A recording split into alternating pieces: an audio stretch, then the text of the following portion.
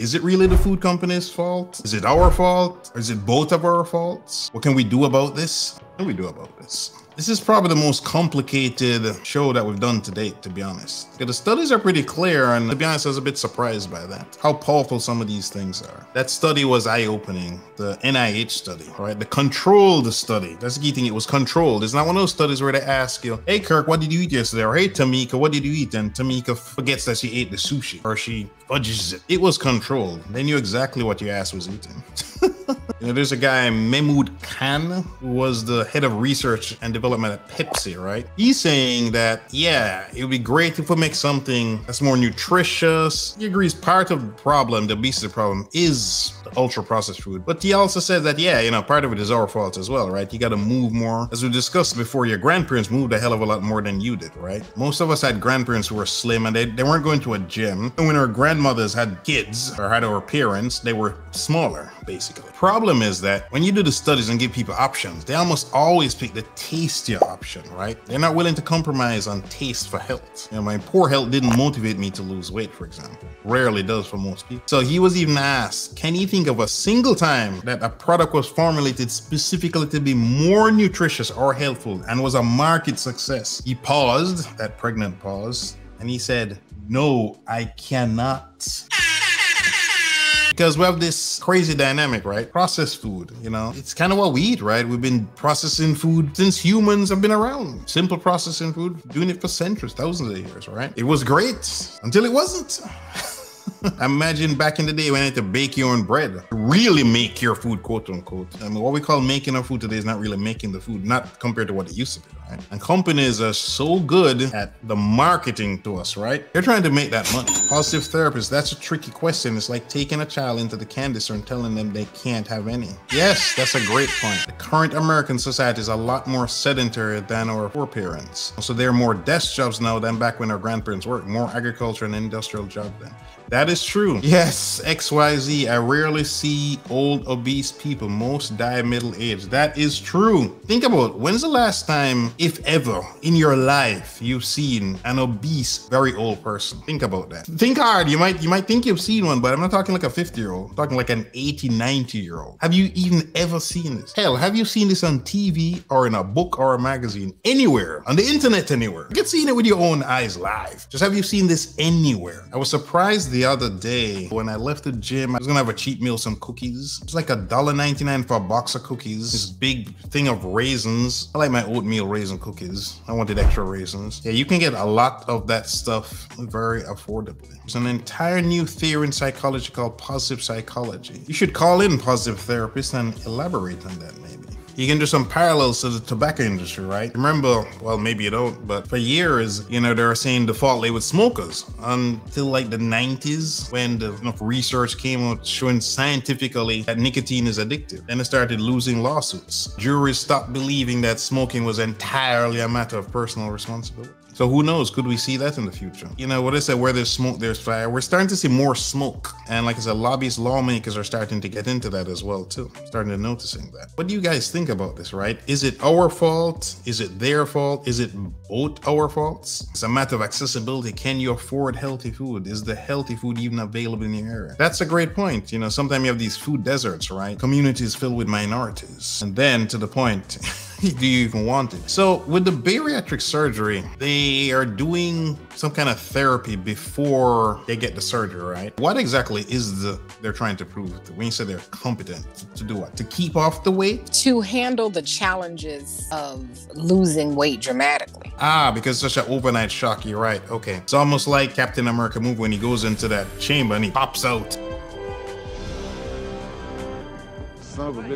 That would definitely dramatically be a mind shift. Clearly the mental aspect is critical, right? Even before we got into this thing about whether this stuff is addictive or not, although it appears to be. It's like a gentleman who interviewed the other night, though, you know, world famous celebrity trainer was saying, you have to have this mental aspect, some kind of mental discipline, or as I have talked about before, little steps, you know, whether it's putting your running shoes by the door, maybe even if you don't run, you slowly but surely get in there. Maybe the next day you wear them, you go for a walk, or you drive drive to the gym, you don't go into the gym, but you just drive there, you're slowly getting there. And another thing with doing the evaluation, it gives the plastic surgeon a gauge on their readiness to do it, their openness to change their behaviors, their emotional factors attached to food, and how they're going to be able to cope and adjust with life after surgery. When something is proven to be addictive, like sugar, it touches those pleasure centers, etc., and it's everywhere, what are some tactics, would you say, to help to try to minimize the damage of these kinds of things? Anytime I diagnose a kid who has ADHD, the first thing that the parents ask is, what is it that they can do? Because some parents don't want to put their kids on medication. And so the first thing I always tell them is to change their diet. And the number one thing is processed foods. Number two is high fructose corn syrup.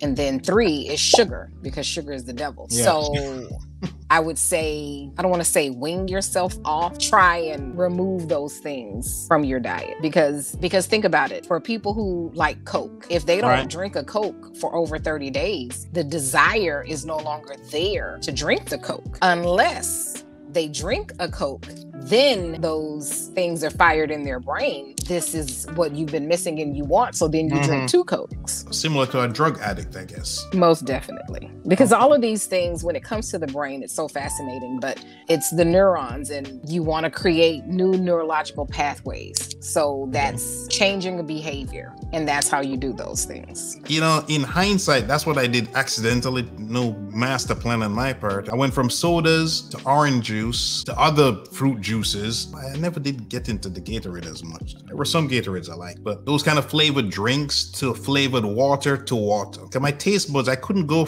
cold turkey from soda or orange juice down to water. Water just literally tasted bad. If I wasn't thirsty, water did not taste good sometimes. A carrot tasted like I was biting into a lemon. That's how messed up my taste was.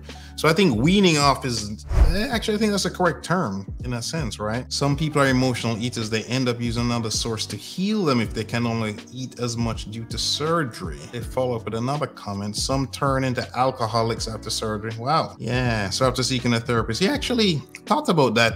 I did a show on, I think, Fat Girl Fed Up. Yeah. So seeking a therapist prior to surgery will address their relationship with food. You're right. They're shifting one addiction from one place to another. Right. It's just one vice to another vice. And there are people who actually fail the psychological assessment. Oh, wow. So they get rejected from getting surgery? Yes. 18% of 500 people. And a lot of people who are emotional eaters don't even realize that that is what their issue is. Yeah, because I know sometimes with drug rehab places, they'll get people into exercise because that's healthy, it's good for the brain, blah, blah, blah, blah, good for the body. But sometimes some of these people can have an addictive personality. They're transformed, doing well, but then they may start taking performance-enhancing drugs, for example. And that's their new addiction, and they're not taking a little bit. They're going hardcore on that stuff, let's say. So they've switched some other drug for this drug. So they started off doing a good thing, working out, getting healthier, and then they end up doing bad. So it's almost like they come full circle, in not in a good way. Historically, I think my big takeaway here is that historically, we've been told it's strictly our fault. I mean, I believe that before doing all this research, to be honest. It's kind of like the other day, we were talking with Diamante, that celebrity trainer, and someone came up about PTSD, right? Back in the day, a soldier did something, or people would think, oh, they're weak. We talked about mental health, senior therapy, where nowadays it's less stigmatized, right? If you need to see a therapy, or PTSD is not stigmatized, where some decades ago, they say, he's a coward, right? He doesn't want to fight. No, he's legitimately suffering. So similarly, it's becoming more aware, for sure I'm a bit more aware now, that it's not just go work out and eat. I mean, we always knew that, but I guess the little nuance is that it's also the food. Literally, it's affecting you, right? You'll have to have some kind of regulations to limit certain things. I know they've done things over the years to make the packaging more clear as to what's in it, more detailed. So for those of us who are more self-conscious, we read labels, but by and large, the typical person is just gonna grab that box, drink the liquids. And that was another takeaway too. drinking your calories. It's another reason you get fat, right? It's so easy to drink a ton of calories. So by and large, those liquid meals should be emergencies. You know, most smoothies aren't healthy anyway. Yeah, but this is one of those topics where I feel as if there's no clear solution, unlike my other shows. Do this, don't do that. It's more complicated, but I think the more that you're consciously aware that these food items are having this effect on you, the more you can adjust. And the reason I said this, I remember when I first found out when you have a bad night of sleep, the hunger hormone ghrelin gets out of control and you will lust after sugary things, right? If that happens with me, and mentally I know why I'm fiending for sugary things, whether it's grapes or chocolate or whatever, and just consciously knowing that helps me resist the urge. So perhaps if you know now, I'm hoping that if some of these things are addictive, right, you can better resist, let's say. And again, don't keep it in your house, right? When you're fiending for that food, it's not a figment of your imagination, right? It's designed to be addictive. Hopefully just knowing, being mentally aware of what these things are doing to us can help you be better prepared to resist. Because when something is doing something to you and you're not aware of it, then there's less you can do, right? What's that phrase again? No more to do better.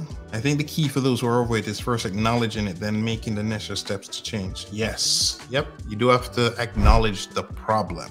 Here we go. Thank you. When you know better, you do better. That was the phrase. Thanks. Yeah. So when you know better, you do better, right? It's a good way to sum up the show with that phrase. When you know better, you do better. Because you are determined to transform your body, you made it to the end of this video. To get more tips about how to look great and feel even better, check out one of these videos you see on the screen. I'm sure you'll enjoy them. So later's my massive. Me a go long now. For those who don't speak Jamaican patois, that's goodbye, my people.